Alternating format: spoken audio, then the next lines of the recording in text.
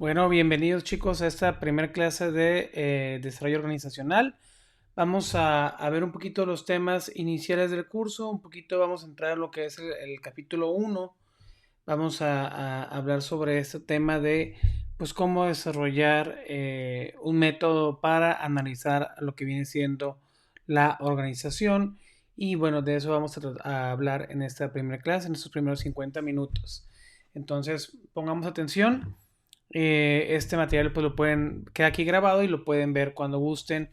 Incluso lo pueden utilizar para repasar lo que son las clases o las materias o la materia para lo que venga siendo estudios posteriores, ¿no?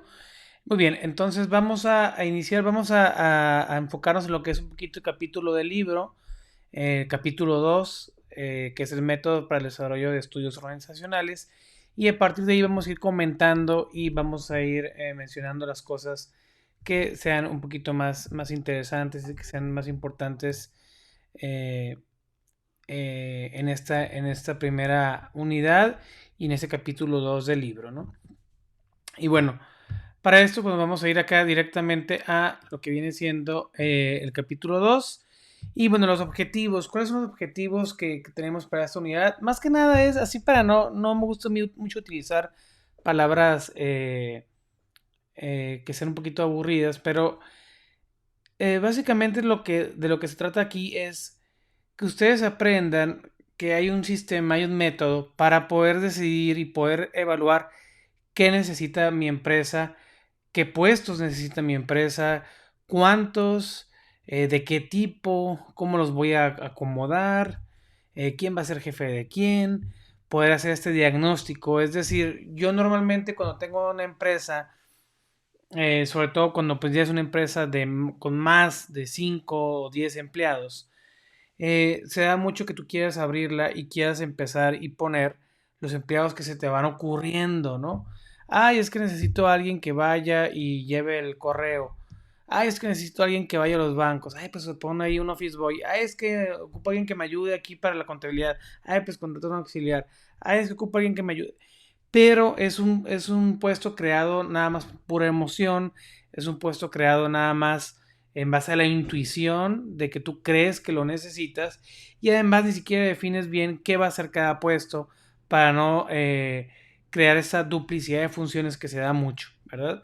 Y entonces el objetivo de crear esta metodología es para que entiendan el significado y entiendan muy bien cómo se debe preparar un estudio sólido de la empresa y de sus necesidades para en base a esto, ¿verdad?, poder crear ya bien cómo se va a estructurar y no nada más que sea como una corazonada, que es lo que yo creo, es lo que yo creo que necesito y creo que deben de hacer esto las personas, ¿no? Y obviamente cuando hay un emprendimiento y todas estas cosas, pues se suele dar mucho este fenómeno de que te termina valiendo gorro y terminas contratando a quien sea para lo que sea.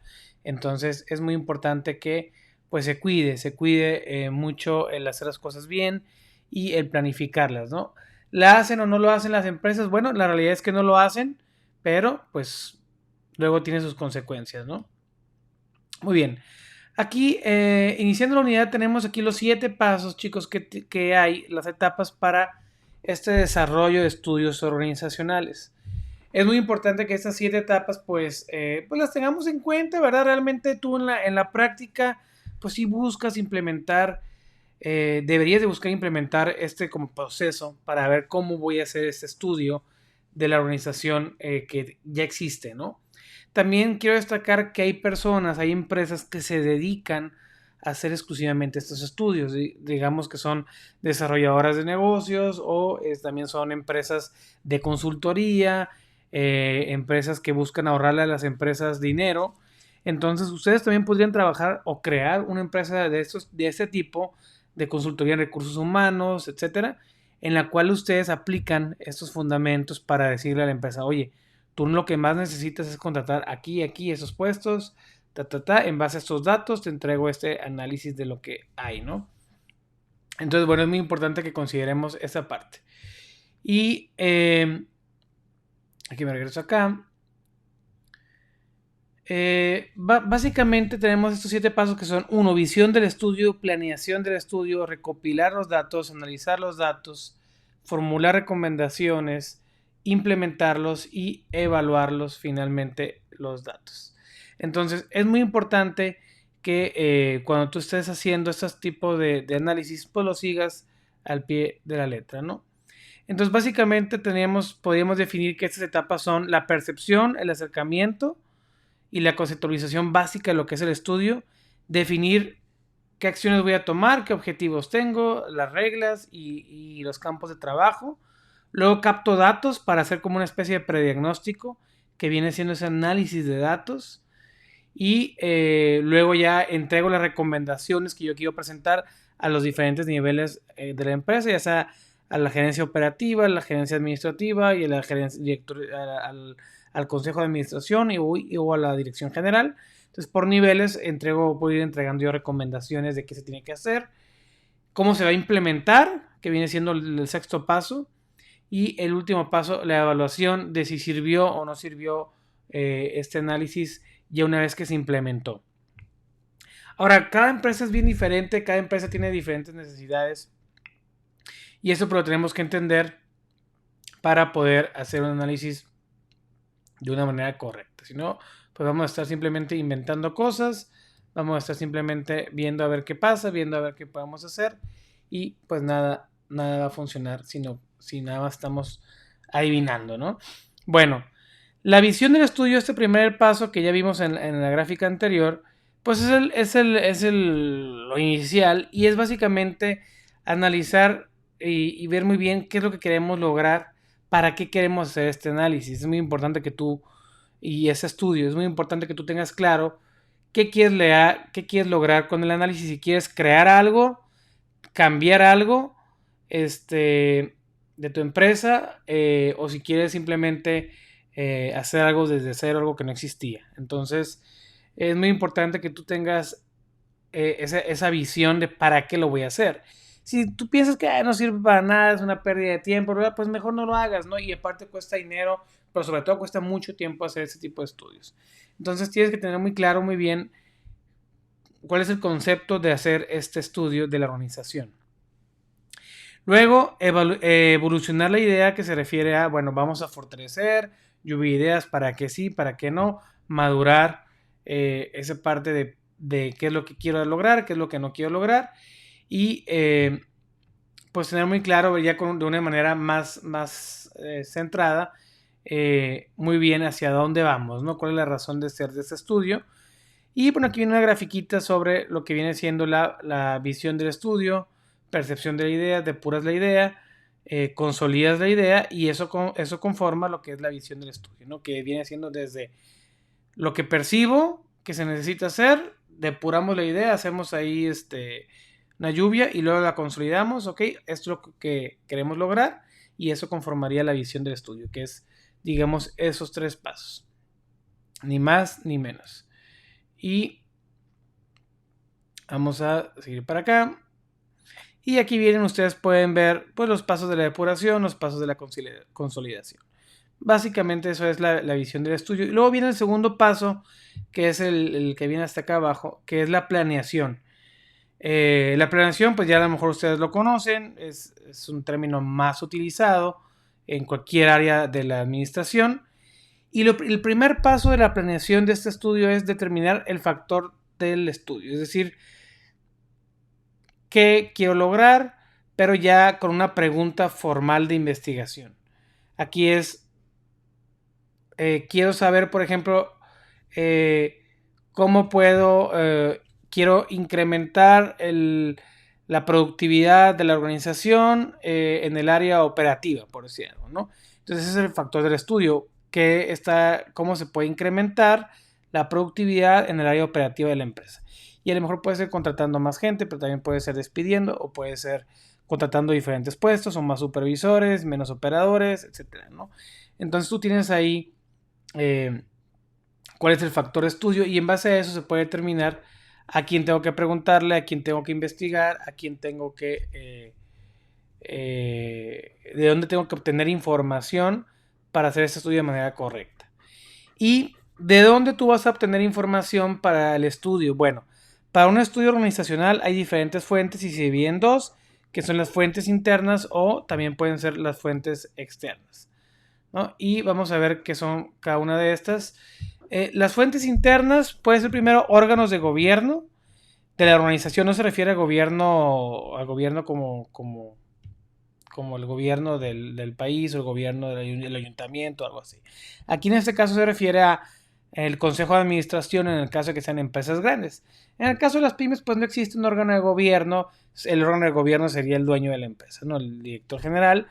Y como él conoce muy bien cómo opera la compañía, él a lo mejor, si es en el caso de una pyme, él ha operado diversas áreas o ha operado todas cuando la fundó. Él va a conocer más o menos bien qué es lo que puede ayudar para que sea más competitiva y él te puede explicar muy bien cómo funciona cada área de la empresa. Entonces, tú cuando estás haciendo este estudio, si tú eres el director de recursos humanos de la empresa o la persona que le encargaron este estudio dentro de la empresa o eres un asesor o un consultor, bueno, con los primeros que deberías de ir es con los órganos de gobierno o con los dueños de la empresa si es que los hay, ¿no? Bueno, dueños tiene que haber, pero si hay un consejo de administración o una mesa directiva, hay que acercarnos con ellos, que ellos conocen en general cómo funciona la compañía. Luego, pues también están los niveles directivos, que son pues, para entrevistar o obtener información del director general, del director de finanzas, depende en qué área vamos a trabajar, o sea, esto va a depender del factor de estudio. Si yo quiero mejorar los resultados en el área financiera, pues a lo mejor nada más voy a entrevistar al consejo directivo, al director general y el director de finanzas, que son los que me importan. No me voy a ir con el de merca, ni me voy a ir con el de ventas, ¿no? Probablemente no, al menos que yo determine que sí impactan también al área que yo quiero mejorar, ¿no? Y si es toda la empresa, pues bueno, hay que entrevistar a todos los directivos. Ojo que después vamos a ver qué podemos utilizar para obtener información de ellos, ¿no? La entrevista pues es un método muy común para los niveles altos, ya para niveles bajos no, porque son muchos y ahí se aplica más bien una encuesta. Luego también podemos entrevistar a gente y obtener información interna de gerentes de nivel medio, ya son jefes de ventas, gerentes de áreas, etcétera, para que nos platiquen, ¿verdad? Pues qué es lo que hacen, la parte táctica, quién supervisa qué cosa, qué trabajos, qué ellos mejorarían o qué creen que se puede mejorar. Entonces muchas veces esta gente es la que tiene la información porque son los que están ahí. Y a veces las empresas toman el error de querer tomar la decisión todo desde el nivel directivo sin preguntarle a la gente que está en el puesto, oye, ¿qué crees que se necesita para mejorar tu puesto? ¿Qué crees que se necesita para mejorar tu área? ¿Qué crees que se necesita para alcanzar los objetivos de tu área? Y ellos te responden, ellos te dicen en base a su experiencia, ¿no? Y luego también podemos obtener información del área afectada. Es decir, si en la determinación del factor de estudio determinamos que el área afectada es el área de producción o de pintura de la empresa y es el área que queremos corregir, bueno, vamos a ir a entrevistar a toda la unidad de trabajo o todo el equipo de trabajo del área de pintura y carrocería de la compañía, por decir algo, ¿no? En el caso de una maquila. Y vamos a ir a detectar ahí, pues, qué es lo que pasa, ¿no? Cómo se puede desahogar el trabajo, cómo se dispersan los esfuerzos, por qué se están elevando los costos, por qué hay tanto personal nuevo que contrataron y no está funcionando. Es decir, todo lo que pueda ayudar para mejorar y ajustar la empresa. Y por otra fuente de estudio interno puede ser cualquier otra unidad administrativa, cualquier área que por su cuestión, su naturaleza o su jerarquía en la empresa pueda tener vinculación con el área que estamos estudiando de esta organización, ¿no? Todas estas informaciones definitivamente son muy muy valiosas y nos pueden ayudar a tomar mejores decisiones. Luego también ya un poquito más complejo hay otras fuentes internas como pueden ser unidades de mejoramiento administrativo, que la mayoría de las empresas pues no lo tienen, o puede haber también comisiones, comités, equipos y grupos de trabajo. A veces se hacen, en el caso de proyectos, se pueden hacer grupos o comisiones de un proyecto y el proyecto a lo mejor requiere más gente, ocupamos analizar eso, entonces probablemente requiramos entrevistar a ese equipo o ese comité, o a lo mejor hay un grupo de trabajo que siempre está vinculado a esa área que estamos analizando, pues también habría que ir y sacar información de ese grupo de trabajo dentro de la empresa o ese equipo de trabajo dentro de la compañía. Y También podemos obtener información de qué, de recursos internos de la empresa. Puede ser que haya tablas de Excel, ¿no? Archivos PDF, análisis internos, en el cual se pueda ver pues datos que nos ayuden a determinar dónde pueden estar las fallas dentro de la compañía. Entonces también si internamente hay ese tipo de estudios o si hay esa información que nos pueda servir, pues hay que recopilarla y en base a todas estas fuentes de información, pues podemos ir haciendo esta planeación de que, bueno, yo creo que podemos ir por aquí, por allá y nos van a servir para los siguientes pasos. Y luego también podemos analizar fuentes externas. Algo muy importante es, tú no sabes qué tan bien o qué tan mal estás. Eso es también súper básico si no te comparas con los demás. Es decir, ¿cómo yo sé si mi empresa tiene exceso de personal o no? Si no me comparo con mi competencia. Entonces, imagínense que hay un competidor que tiene 40 empleados y vende lo mismo que tú que tienes 80. Entonces dices, ah, cabrón, o sea, ¿qué está pasando? Que ellos con la mitad venden lo mismo que yo con el doble. Entonces, en teoría yo debería vender pues el doble que ellos, ¿no? Entonces ahí viene un análisis y si tú crees, si el director general que definitivamente se debería hacer un análisis, porque muy seguramente tenemos gente que no está haciendo su trabajo o que no está rindiendo lo que debería rendir, entonces podemos hacer un análisis de la organización y determinar qué está afectando y por qué no se obtienen los resultados adecuados, ¿no? Entonces hay que compararse siempre con los demás y ¿qué fuentes externas pueden ser de comparativa que no seas tú de manera interna? Bueno, uno es las fuentes externas normativas, que viene aquí. Estas fuentes externas normativas lo que hacen es que emiten criterios o normas de aplicación general que la empresa debe cumplir de manera obligatoria. A veces hay instituciones que regulan, hay instituciones que te piden, sabes que tú tienes que tener un gerente de supervisión de calidad y un gerente de supervisión de fallas, porque si no pues, se te demanda y para recibir la certificación de ISO 9001 requieres tener ese puesto. Entonces, si tú requieres un puesto por normativa, la fuente externa te lo va a indicar.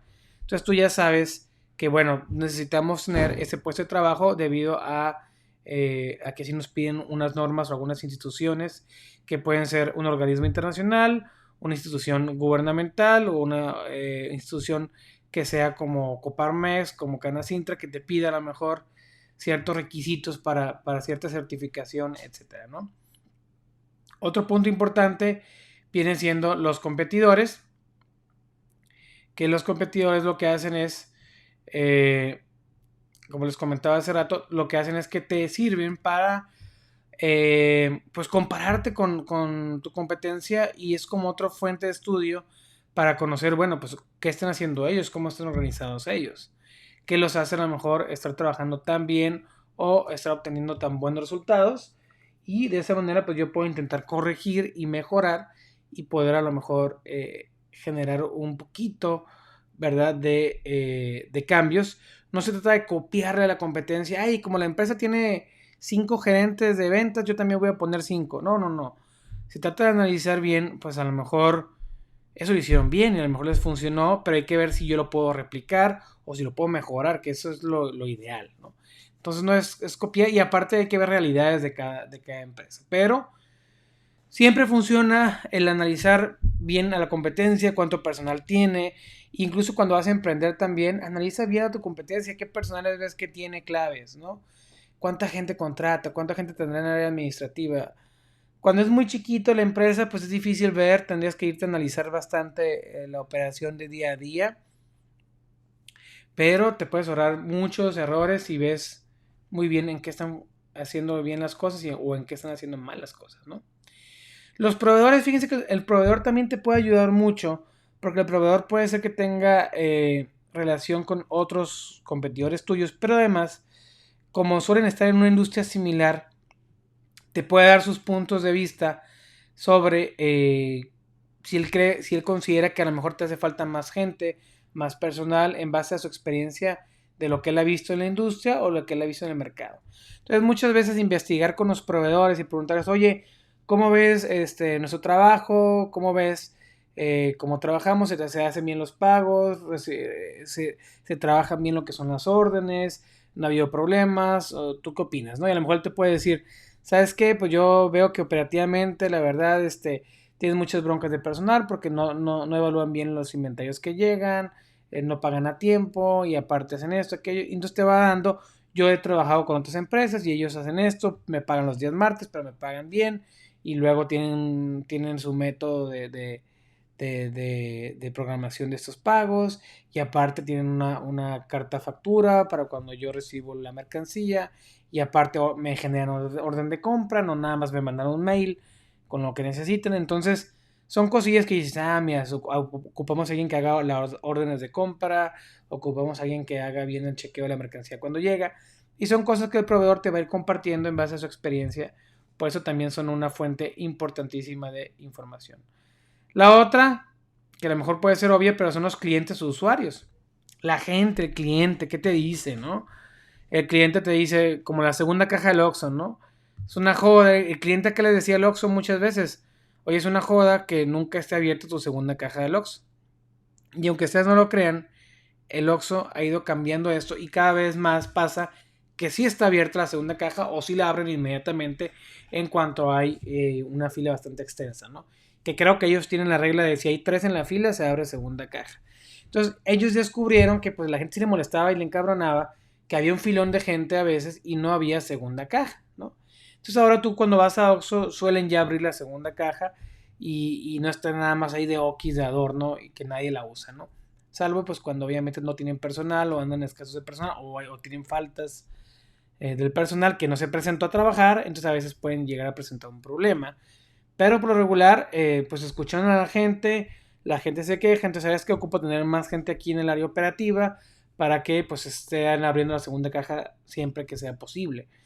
Y así como ese, pues vas a ver, muchas veces pasa que tú vas a un lugar, oye, es que el servicio está muy lento, no me sirven rápido la comida, entonces tú ya puedes analizar ahí si es que por el chef no se da abasto o los meseros andan valiendo gorro, entonces ocupo otro mesero probablemente, o ocupo otro chef o un ayudante del chef. Hay que ir haciendo ese análisis, pues, ¿no?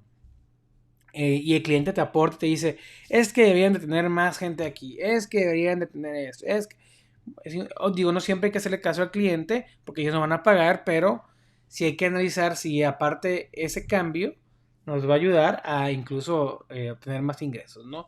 Si es que es parte del objetivo del plan. Bueno, nos vamos al... otras fuentes externas son organizaciones que lideran el campo de trabajo. Son todas estas instituciones, ¿verdad? Cuya dinámica los convierten en líderes en esa industria. Y pues al ser tan grandes, ser tan reconocidos, pues me pueden servir de ejemplo. Vamos a suponer que yo quiero abrir una panadería o una tienda de donas. Bueno, yo podría analizar cómo está organizada mi líder del mercado, que puede ser a lo mejor una empresa de Estados Unidos, como Krispy Kreme, como Dunkin' Donuts, como Cinnabon, no sé. Podemos ver, buscar sus organigramas que probablemente sean públicos y analizar bien cómo opera cada una de sus franquicias o de sus tiendas. Y en base a este análisis, bueno, nos puede aportar bien datos sobre pues, qué necesitamos crear y qué necesitamos cambiar. Entonces, una es líderes. Otra es organizaciones líderes, pero de otros campos de trabajo que no tengan nada que ver, ¿no? Y eso se da mucho el copiar estrategias de organización de otras empresas que las puedo aplicar a mi industria.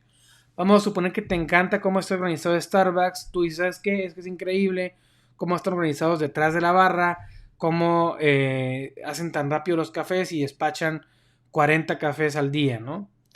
Entonces dices tú, ¿y eso a mí de qué me sirve? Bueno, a mí me sirve porque a lo mejor yo tengo precisamente esta tienda, a lo mejor de donas. Yo no vendo cafés, vamos a suponer, pero yo nada más vendo donas, pero implemento esa técnica que tiene de operar de Starbucks para entregar las donas súper rápido y a lo mejor personalizadas o a lo mejor las hago ahí en el momento, ¿no? Las donas están horneadas y en el momento se personalizan o se glasean como tú gustes, ¿no? Entonces, pero la forma de trabajar de un negocio que no tiene nada que ver con el mío, lo adapto, ¿verdad? Y lo tomo como ejemplo para yo poder hacer algo. o podría ser un giro totalmente diferente. A lo mejor dices tú, ¿sabes qué? Me encanta cómo entrega las cosas McDonald's y cómo lo entrega rápido el drive-thru. Entonces yo voy a hacer un drive-thru de a lo mejor una tienda Oxxo, ¿no? ¿Cómo puedo hacerle para que entregue las cosas tan rápido como en McDonald's, ¿no? ¿Qué hago? Ah, pues fíjate que para empezar, pues tienes una tienda, ordenas en la fila del carro, no hasta que llegas a ventanilla, ¿no? Número uno. Dos, a lo mejor tienes un menú gigante de los productos que tienes y entonces la gente de volada te pide, ¿no? Etcétera. Tres, a lo mejor voy a pedir por la app, voy a crear una app para que la gente pida y llegue al drive-thru, etcétera. Porque así a lo mejor lo hace Cafenio, a Cafenio le funciona muy bien y yo vendo otra cosa que no tiene nada que ver con el café de ellos, pero lo voy a adaptar a mi industria. Entonces, tú puedes también copiar otras empresas que se dedican a lo mismo y ver cómo se organizan y cómo operan y en base a esto tomar inspiración, ¿no? Para crear tu esto. Bueno, una vez que empiezas a hacer esta investigación de las fuentes internas y externas, hay que definir el objetivo del estudio. ¿Qué quiero lograr? ¿No? Quiero reducir la tasa de abandono del trabajo en un 30%, porque de 500 personas que contrato, 100 renuncian, abandonan el trabajo. Entonces quiero reducirlo en un 30% para que no sean 100 las que renuncien, sino que renuncien 70, ¿no? Por decir algo. Entonces, ese es tu objetivo y hay que analizar entonces muy bien qué es lo que está haciendo que esas 100 personas renuncien al trabajo y tengas esa tasa de renuncia tan alta, ¿no? Que se salga de lo normal. Entonces, el estudio está hecho para encontrar la respuesta a eso. Entonces, muy importante, el estudio puede tener 2 o 3 objetivos de preferencia ligados que no sean muy diferentes uno del otro. Y bueno, en base a esto vamos a hacer nuestra investigación y es la información que vamos a obtener de nuestras fuentes internas y externas. Entonces, tengo que saber muy bien qué quiero, ¿no? El objetivo del estudio es crecer sin aumentar los costos en un más de 5%, pero incrementando las ventas en un 25%. Entonces, ese es el objetivo, ¿no? ¿Cómo le hago? ¿Cómo le podemos hacer para crecer en ventas, pero sin que se incrementen los costos tanto?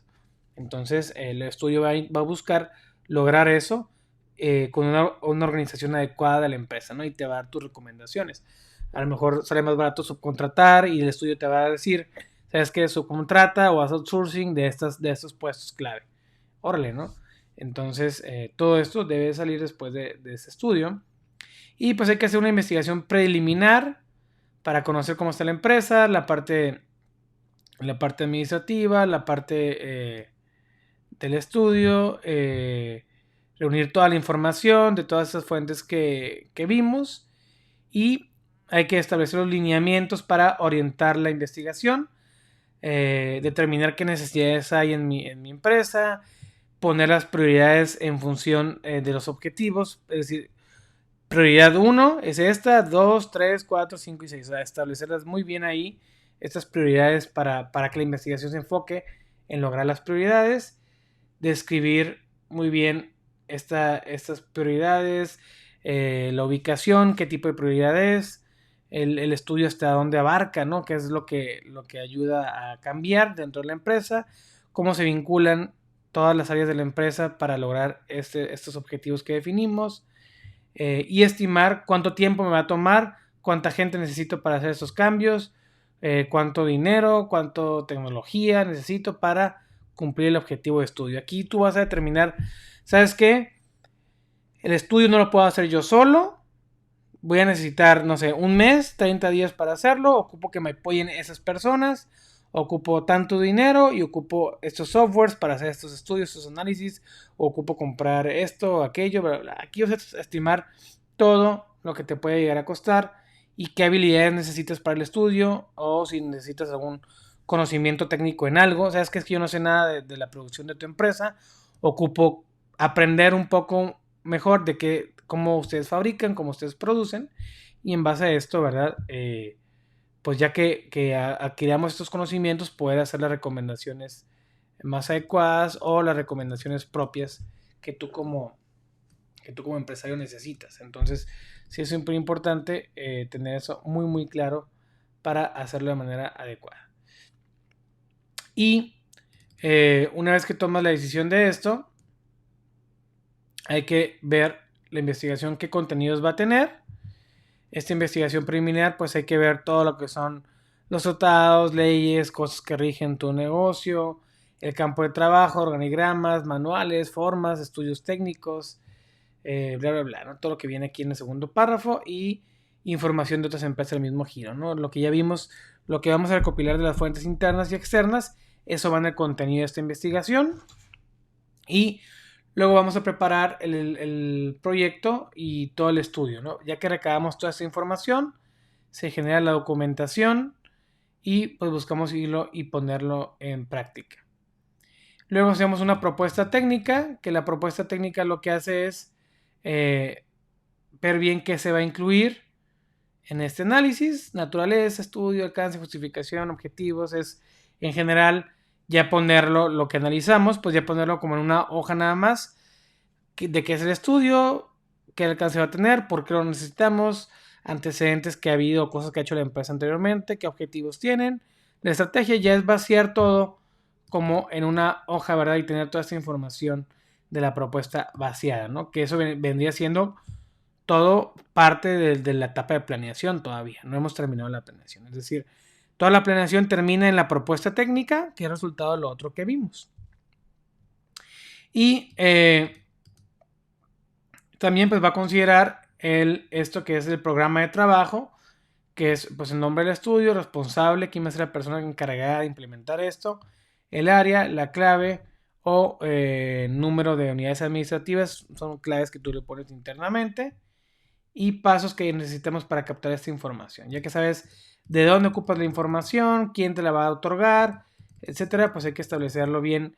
¿Quién va a entrevistar al director general? ¿Quién va a entrevistar a este? ¿Quién va a entrevistar a aquel? ¿No? Es pura planeación aquí, no ejecutamos nada.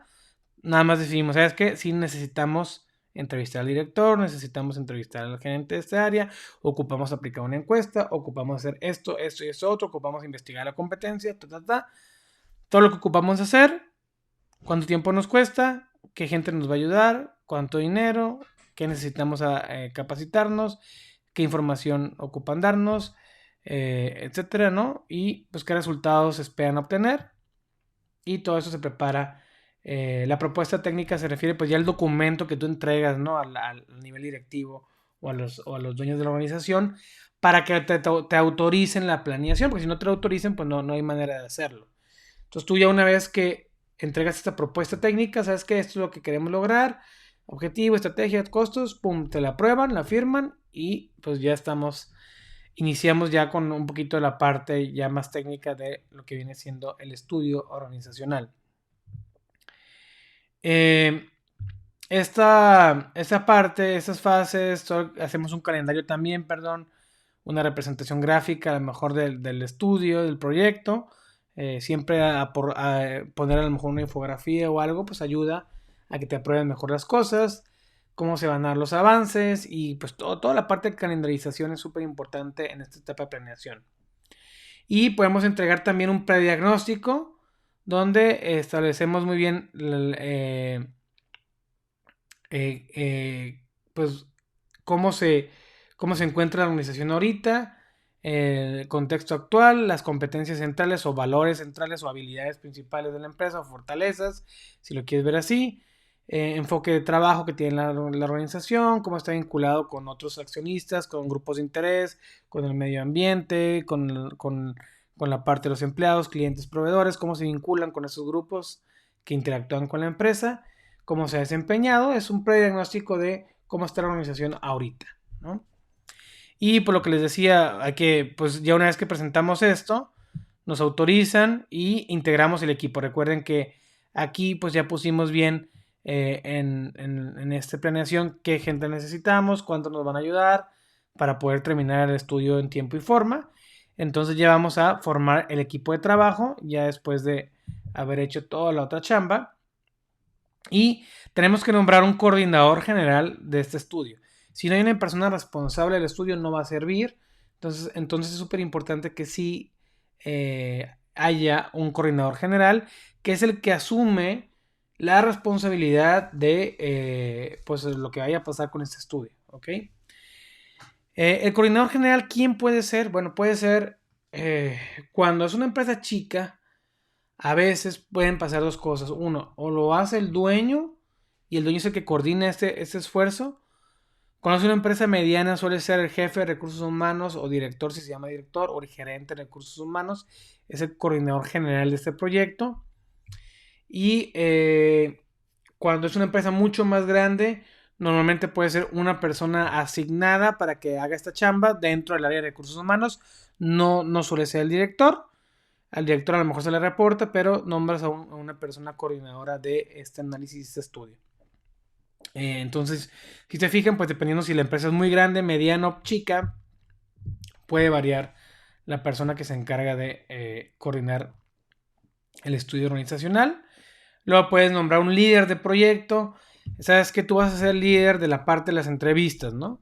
Entonces, tu chamba en este análisis va a ser entrevistar, tu chamba en este análisis va a ser el investigar. Entonces, vamos asignando líderes, ¿no? Para cada proyecto dentro de todo el estudio, ¿no? O tú vas a ser el líder de la implementación, tú vas a ser el líder de la investigación, tú vas a ser el líder de la parte de la evaluación, etcétera. No asignamos líderes para cada parte del proyecto. Tú vas a ser el líder económico, el financiero, que se va a encargar de la parte del financiero del proyecto, que no nos vayamos a pasar el presupuesto, etcétera, ¿no? Luego también sueles nombrar un asistente, que pues es la persona que te ayuda con toda la parte, digamos, operativa o la friega, a ti como coordinador. Y pues lo otro es capacitar al equipo para ver, explicarles cómo vamos a hacer el estudio, porque normalmente a veces no tenemos gente que sepa hacerlo. Entonces necesitamos como líderes capacitarlos nosotros para que lo sepan hacer y lo implementen. Entonces vamos y capacitamos a esa gente a que lo haga bien. ¿Ok? Bueno. Y vámonos al tercer punto que ya es, ok, ya definimos todo, ya hicimos la planeación. El tercer paso para realizar un estudio es recopilar los datos. Para recopilar los datos es muy importante, pues ya cuando empezamos en esa etapa, ya hay un líder y una persona encargada de que se ejecute muy bien la recopilación de los datos. Cuando tú vas a recopilar información para un estudio, el que sea, ustedes si ya llevaron la materia de metodología de la investigación, esto pues ya lo pueden saber. Y si no, aquí lo refrescamos. Es muy importante que los datos sean específicos, completos, correctos, pertinentes, congruentes y que se puedan validar, ¿ok? Son los 6 requisitos que deben de reunir los datos.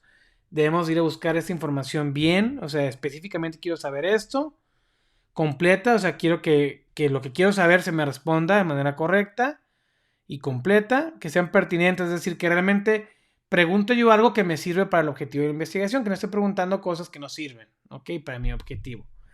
Que sean congruentes entre sí, que no repita datos, que no repita preguntas, que no repita cosas que no tienen nada que ver uno con la otro y que se puedan validar, es decir, que el dato yo pueda decir, ¿sabes qué? Como la encuesta nos dio este resultado, entonces podemos validar que esto es cierto debido a que se coinciden el tal porcentaje de los encuestados con esta respuesta. Entonces, y es un dato que no tenga fugas, o que no tenga errores, o que no tenga fallas en cómo se recopiló. Entonces, eso también es muy importante. El equipo que va a recopilar la información es muy importante que no sea gente con prejuicios, que no sean gente que vaya, digamos, ya es que yo tengo la idea esta y voy a hacer las encuestas, pero yo ya sé que lo que hay que hacer es esto. No. Cuando pasa esto, muchas veces las personas que hacen la investigación lo que hacen es que desvían el tema o hacen instrumentos, encuestas mal hechas para que les dé la respuesta que ellos quieren. ¿Ok?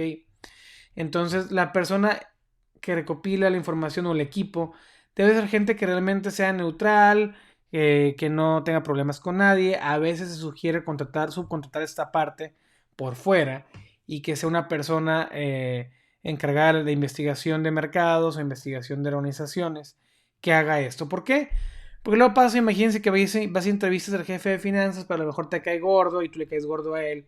Entonces lo entrevistas y te va a dar respuestas pues de una manera muy, muy sangrona o sarcástica o te va a atender mal. Y eso Pues lo ideal sería que no pasara y todos se comportaran de manera profesional, pero la realidad es que sí pasa, la gente se comporta como niño.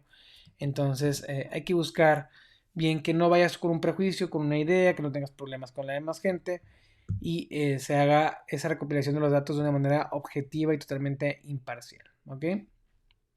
Y bueno, ¿qué técnicas? Viene aquí al final técnicas para recopilación de datos.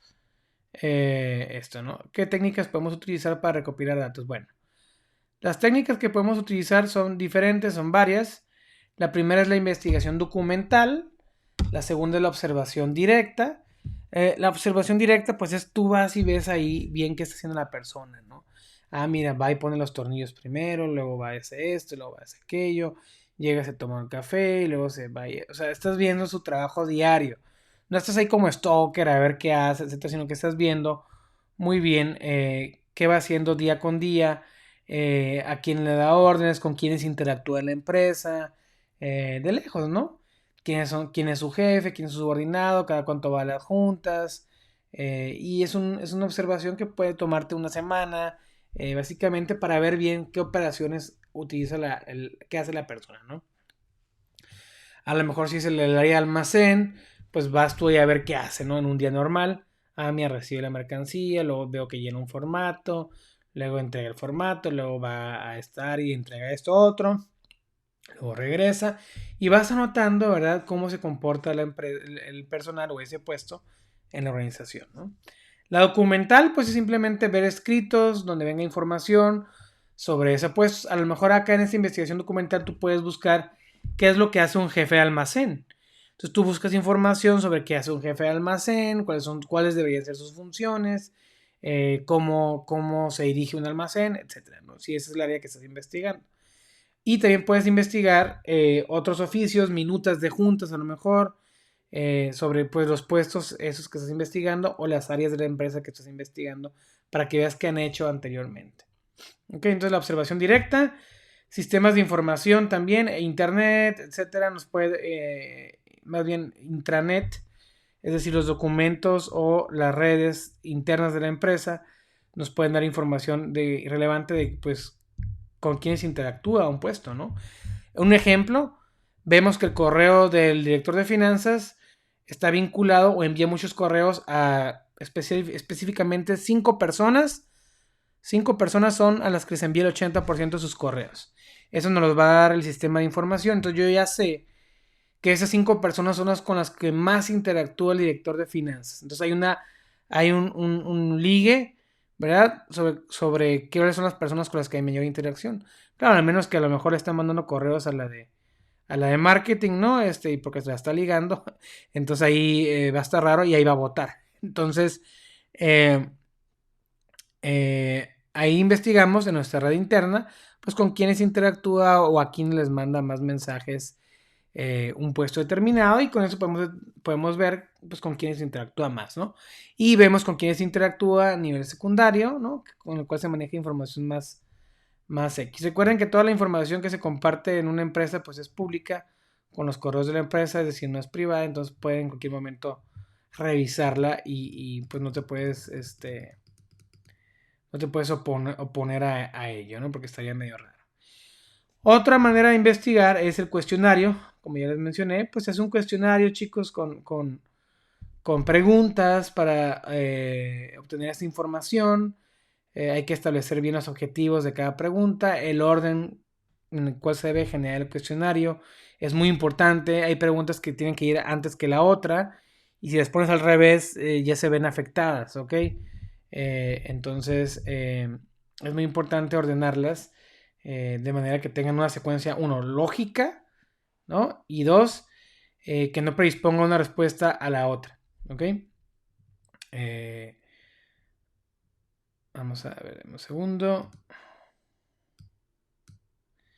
Someter las propuestas del cuestionario a un proceso de control y evaluación. Es muy importante cuando tú hagas un cuestionario, chicos, lo compartan. Es raro que a la primera te salga súper bien. Entonces es muy importante compartirlo, este cuestionario, con los responsables del área y también compartirlo con el coordinador del proyecto para que te diga pues si va bien, si va mal, si te hacen falta elementos, si a lo mejor no está completo. Entonces sí es muy importante definir estos elementos con tiempo y con calma.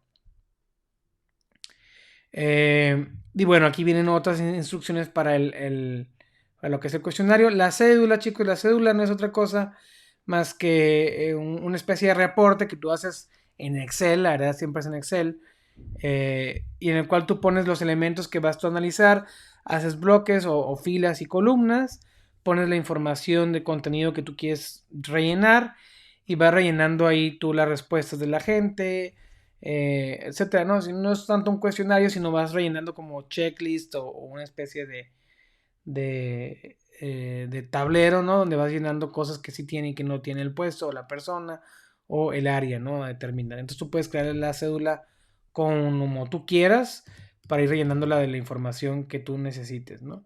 Y el otro, pues es la entrevista que ya también les comenté que se hace mucho, pero para puestos donde no hay mucha gente, ¿ok? Es súper importante este método, obtienes información mucho más detallada que te puede servir bastante. Es importante que el entrevistado, pues como les comentaba, no tengan problemas con la otra persona. Y tú aparte vas a percibir actitudes, comentarios del entrevistado. Si está molesto, si está enojado, si está ofuscado, etcétera, ¿no? Para que tú hagas una entrevista correcta para investigar la organización, hay que tener claro el objetivo, ¿no? ¿Para qué quiero yo esa entrevista? ¿Qué es lo que quiero lograr? Luego también establecer muy bien. A ver, déjame, creo que me pasé acá.